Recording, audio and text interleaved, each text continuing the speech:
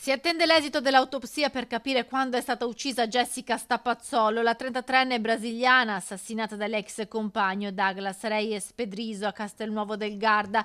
In queste ore l'affidamento dell'incarico dell'esame autoptico che potrebbe fornire nuove informazioni sulle ultime ore di vita della donna massacrata con un numero smisurato di coltellate, come hanno fatto sapere dalla procura, fin dalle prime ore dopo il ritrovamento del suo corpo senza vita nell'appartamento di via Silvio Pellico.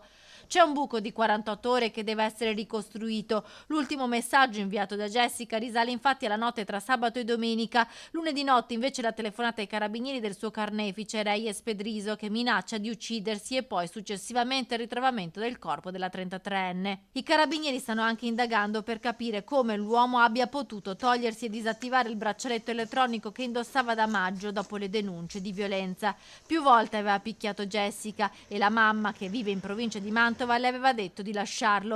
I vicini di casa sono sotto shock e c'è chi racconta di aver visto i carabinieri altre volte fuori dall'appartamento di Castelnuovo. Quella volta lì sì, i carabinieri. E lui urlava, Certo. ma urlava contro i carabinieri.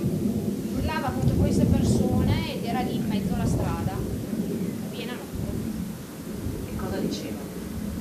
Guardi, non mi ricordo, so solamente che dalle urla che si sentivano da dentro mi ha chiamato i carabinieri. Perché non è, cioè, era parecchio agitato. La donna può andare dove vuole, la magistratura e le leggi non funzionano. Perché dice c'aveva il braccialetto, non poteva avvicinarsi di 1000 metri.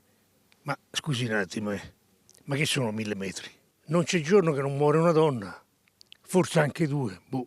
Chissà poi quante malmenate e picchiate, È una cosa incredibile. Domani sera, davanti al municipio di Castelnuovo del Garda, si terrà una cerimonia in ricordo di Jessica. Il sindaco Davide Sandrini ha invitato tutta la popolazione a partecipare, ma nel comune è polemica perché secondo l'ex primo cittadino lo sportello antiviolenza, inaugurato nel novembre del 2022, era stato chiuso di recente proprio dall'attuale amministrazione.